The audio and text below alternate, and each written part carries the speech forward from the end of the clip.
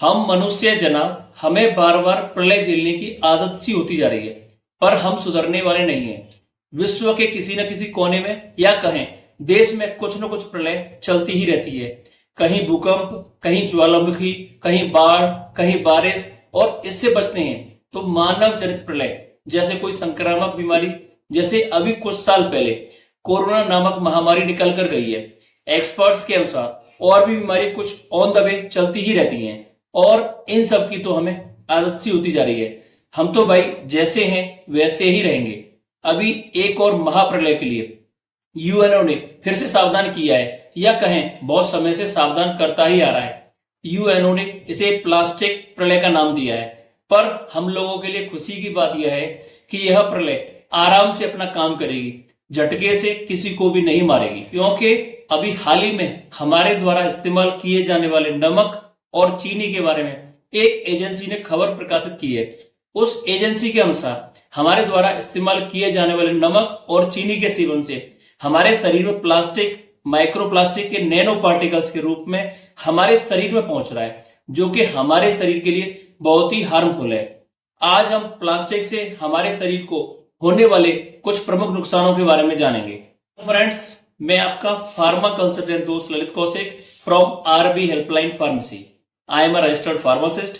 यह एक educational initiative है, अतः मैं आपसे रिक्वेस्ट करूंगा हमारे चैनल आरबी हेल्पलाइन फार्मेसी को लाइक और सब्सक्राइब जरूर करें। चलिए आपकी अच्छी सेहत की शुभकामनाओं के साथ वीडियो की शुरुआत करते हैं। प्लास्टिक, जिसे कुछ एक्सपर्ट्स स्लो पॉइजन का नाम भी देते हैं, उसके बारे में कुछ फैक्ट्स की बात करते हैं। एक रिपोर्ट के अनुसार पिछले वर्ष 2022-23 में 20 किलो प्लास्टिक एक भारतीय के द्वारा प्रतिवर्ष पैदा किया गया। संयुक्त राष्ट्र की एक रिपोर्ट के अनुसार पूरे विश्व में इतना प्लास्टिक हो गया है कि इससे पृथ्वी को 5 बार लपेटा जा सकता है। 80 लाख टन प्लास्टिक हर साल समुद्र में डाला जा रहा है या पहुंच रहा है, यानी कि हर मिनट एक ट्रक कचरा समुद्र में डाला जा रहा है। अपने भारतवर्ष की बात करें तो एक एजेंसी की रिपोर्ट के अनुसार भारत में प्लास्टिक प्रदूषण प्रतिवर्ष 2 करोड़ टन तक पहुंच गया है, जिसमें मात्र 34 लाख टन प्लास्टिक ही रिसाइकिल हो पा रहा है। बाकी का प्लास्टिक या तो जमीन में दफनाया जा रहा है या नदी और झील के माध्यम से समुद्र में फेंका जा रहा है। यह कुछ ऐसे आंकड़े हैं, जब मैं अपनी वीडियो के लिए रिसर्च कर रहा था, अंदर ही अंदर से शरीर में कंपन सी होने लग गई कि आखिर हम कर क्या रहे हैं और प्रकृति से हम चाहते क्या हैं और प्रकृति को हम दे क्या रहे हैं। क्योंकि प्रकृति का एक नियम है कि हम लोग जो उसको देते हैं, प्रकृति उसे किसी न किसी रूप में हम ही को लौटा देती है। इसी का परिणाम है कि प्लास्टिक के नैनो पार्टिकल नमक और चीनी के माध्यम से हमारे शरीर में प्रवेश कर रहे हैं। यह एक रिपोर्ट से पता चला है। रिसर्चर ने अलग अलग ब्रांड के नमक के सैंपल इकट्ठे किए। नमक जिसे समुद्र के तट पर समुद्र के पानी से बनाया गया था, जब उसकी जांच हुई तब पता चला कि प्रति किलोग्राम नमक में 50 से ज्यादा प्लास्टिक कण मौजूद हैं। यह फाइबर, नायलॉन, थर्मोप्लास्टिक और छोटे छोटे टुकड़ों के रूप में है, जो कि प्लास्टिक की बड़ी चीजों से टूटकर बनते हैं। प्लास्टिक के यह कण लगातार हमारे शरीर में दाखिल होकर हमारी आंतों को सबसे ज्यादा नुकसान पहुंचाते हैं। यह लंबे समय के दौरान कई गंभीर बीमारियों की वजह बन सकते हैं। आगे हम प्लास्टिक के नैनो पार्टिकल से होने वाली शारीरिक समस्याओं को सिलसिलेवार समझते हैं। इनमें सबसे पहली समस्या आंतों की प्रॉब्लम हो सकती है, यानी कि आंतों की प्रक्रिया जो कि डाइजेशन के अलावा और भी फंक्शन में मदद करती है, वह सब डिस्टर्ब हो सकती है। प्लास्टिक के नैनो पार्टिकल्स के शरीर में प्रवेश करने के बाद दूसरी समस्या हार्मोनल इनबैलेंस की हो सकती है, यानी कि हार्मोनल संबंधित समस्याएं हो सकती हैं। तीसरी समस्या कैंसर की हो सकती है। चौथी समस्या न्यूरोलॉजिकल प्रॉब्लम्स की हो सकती है। पांचवी समस्या रिप्रोडक्टिव प्रॉब्लम हो सकती है, जिसमें गर्भावस्था और प्रजनन शक्ति को नुकसान पहुंच सकता है। छठवीं समस्या रेस्पिरेटरी प्रॉब्लम यानी कि सांस संबंधी समस्याएं हो सकती हैं। सातवीं समस्या कार्डियोवास्कुलर प्रॉब्लम्स यानी कि हार्ट रिलेटेड प्रॉब्लम्स पैदा हो सकती हैं। आठवीं समस्या किडनी डैमेज का रिस्क बढ़ जाता है। नौवीं समस्या लिवर डैमेज की प्रॉब्लम हो सकती है।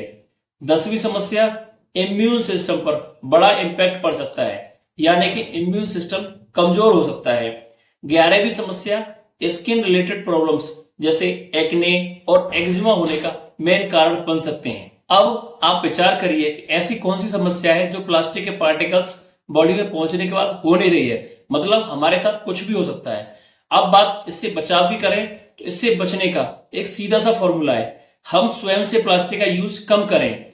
हम जितना कम यूज करेंगे उतना ही कम प्लास्टिक प्रोडक्शन में आएगा। अब रही बात नमक और चीनी के माध्यम से शरीर में प्लास्टिक पहुंचने की, यह बहुत ही गंभीर मैटर है जिस पर सरकार और स्वास्थ्य विभाग से जुड़े संगठन काफी सक्रिय हैं, जो कि इस तरह की चीजों को गहनता से जांच कर रहे हैं, जिस पर हमारा कुछ भी टिप्पणी करना ठीक नहीं होगा। पर यह काफी गंभीर समस्या है जो कि सबके लिए विचार करने योग्य है। बाकी अन्य सावधानियों की बात की जाए तो पहली सावधानी, प्लास्टिक का यूज कम से कम करें। दूसरी सावधानी, अगर प्लास्टिक का यूज कर भी रहे हैं तो रिसाइकिल प्लास्टिक का यूज करें। एक्सपर्ट्स के अनुसार प्लास्टिक से वातावरण और हमारे जीवन को बचाने के लिए इसे रिसाइकिल करने और उपयोग घटाने के अलावा कोई भी विकल्प नहीं है, मतलब है ही नहीं। तीसरी सावधानी, जहां तक पॉसिबल हो प्लास्टिक बोतल्स और प्लास्टिक टिफिन या प्लास्टिक के पोर्ट का इस्तेमाल न करें। चौथी सावधानी, जहां तक संभव हो फ्रेश फूड का ही सेवन करें और भोजन को प्लास्टिक के बॉक्स में पैक करने से भी बचें। पांचवी सावधानी, पानी फिल्टर्ड ही पिएं और खाने पीने की चीजों का इस्तेमाल जांच परख कर ही करें। तो आखिर में दोस्तों, मैं उम्मीद करता हूं प्लास्टिक से होने वाले शारीरिक नुकसान और वातावरणीय नुकसान के बारे में जो भी जानकारी हमने आप तक पहुंचाई है वो आपको वैल्यूबल लगी होगी। फिर भी आपका कोई सवाल है तो उसे कमेंट सेक्शन में जाकर लिख सकते हैं, मैं उनका जवाब जल्द से जल्द देने की कोशिश करूंगा। यदि आप नए हैं और अपनी हेल्थ को लेकर कॉन्शियस हैं तो हमारे चैनल आरबी हेल्पलाइन फार्मेसी को लाइक और सब्सक्राइब जरूर करें। ओके फ्रेंड्स, फिर मिलते हैं ऐसे ही किसी नॉलेज वाली वीडियो के साथ।